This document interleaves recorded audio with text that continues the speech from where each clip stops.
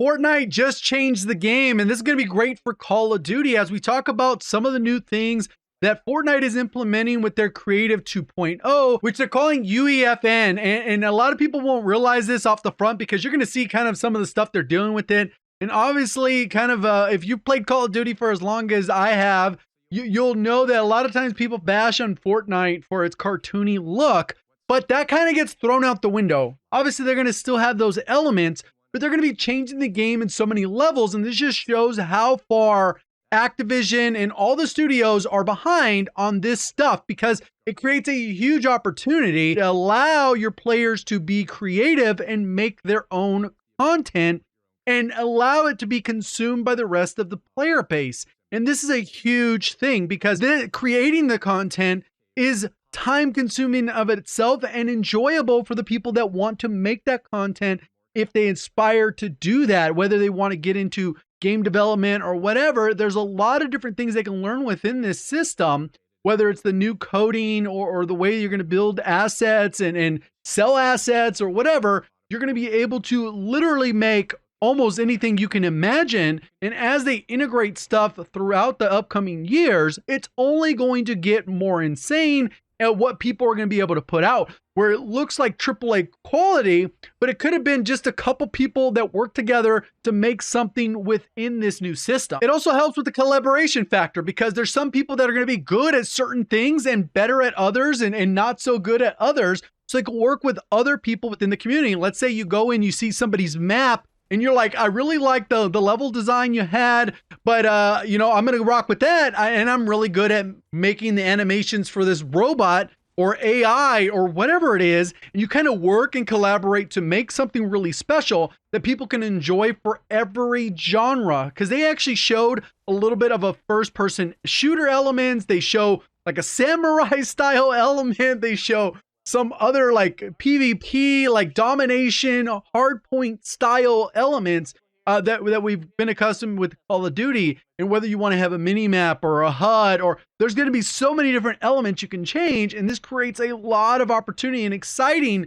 part of it, because either Call of Duty is going to see it and we have to react, because they're going to be taking away players, creators, and most importantly, revenue from Activision, and they're not going to like that. So they're going to have to step up and compete, or they're just going to fall to the wayside to this giant juggernaut that's kind of steaming forward. Obviously, we've always known that Fortnite, Minecraft, Roblox are all part of this system that allows them to be so successful.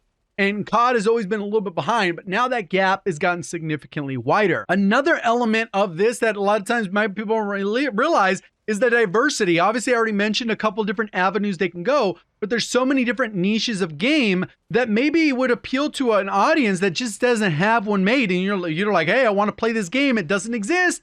You can make it exist if you learn how to do it, or you hire the right people to make sure that they can do it. And then you can actually make revenue from it as well, because they even touched on that. The 40% of all revenue that they generate will be split among the people that are making games and keeping people active on their platform. Because what they've seen is if a map could be successful, or an island as they've done in creative, this leads to more microtransaction, players on longer, and revenue for the company, which most importantly works out for them in their favor. So even though they might be giving away 40%, the 60% that they had is going to be larger than the 100% they had, because the volume of people switching games is going to be absurd. It's going to just be a mass exodus from literally every game to be a part of this ecosystem, because if you buy something in one of these games, it's going to be usable in multiple games, because that's kind of how it works.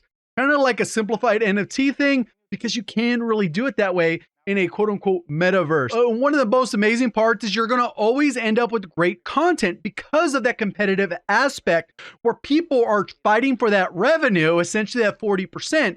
So the only way you're going to be able to take a piece of that pie is if you make an amazing map, amazing game with certain mechanics that draw people in towards it.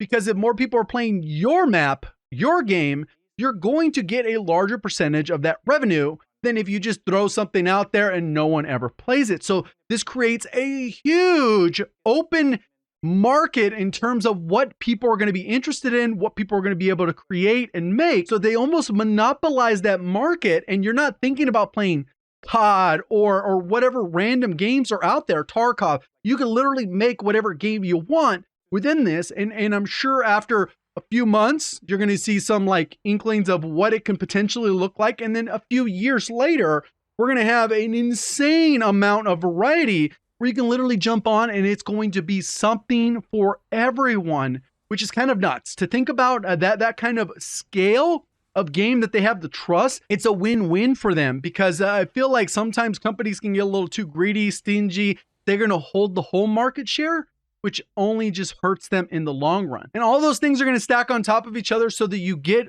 pure entertainment, because you're really going to just play whatever you're most interested in. You're not going to have any of these lulls where you're just like, oh, I'm kind of bored. You can literally just search through like Netflix or whatever streaming service. You're going to be able to go to the directory and go, cool, I want to look up a horror game.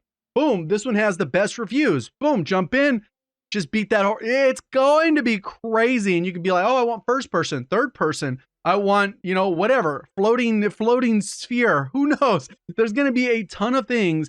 And this, although it's going to be a hard knock to Activision, it should be a wake-up call for them to get real urgent, because they do have the capabilities to do these types of things. When they mentioned Warzone 2.0 or Call of Duty 2.0, they kind of talked about the vision of that direction, but we haven't seen anything come to fruition. Whether you want to play old maps or whatever, everything should be able to stack on and grow as we go into the future, which is kind of crazy to me that they're going in this direction. It's just kind of awesome for gaming to be around it. And there's no like upfront costs. Like if you want to participate, you just do it. And it's there and it's free and you can do any of it. And they're still going to have their similar drivers of microtransactions, which drive the revenue, not pay to win, just cosmetics, which is kind of crazy. You can get access to that availability of content, and you're going to get that sense of community, because if you kind of get so many people making games on this platform, it's kind of like you have that little niche of everyone coming together with under this huge umbrella with all their individual niches under that one umbrella. So even if you're a first-person shooter person that only likes COD, somebody's going to make a competitor to COD on there. Not probably in 6 months, but probably in the next 2 to 3 years. So COD can't afford to take their foot off the gas. And I'm excited to see what happens with this all together, because I was watching and I was like, dang. And then they have these other things that I didn't even touch on, where you can use like an iPhone and it'll do like a 3D photorealistic image of a character in game. And it takes a few minutes to kind of like just port yourself in there, kind of the same way motion capture or a face capture thing would do. And it's completely absurd to me. I'm super hyped to see where this goes. Obviously, I'm still a COD guy through and through. It does show us what can happen when a creative company can actually take it to the next level. And this is what the next level looks like. Fortnite already did it a couple times. They did it when they did their Battle Royale that had building. Then they got their creative 1.0 and now 2.0. This is looking like a whole nother level that like nobody is even close to. Let me know your thoughts in the comments section. Appreciate all the support. Thank you for watching. As always, have a great day.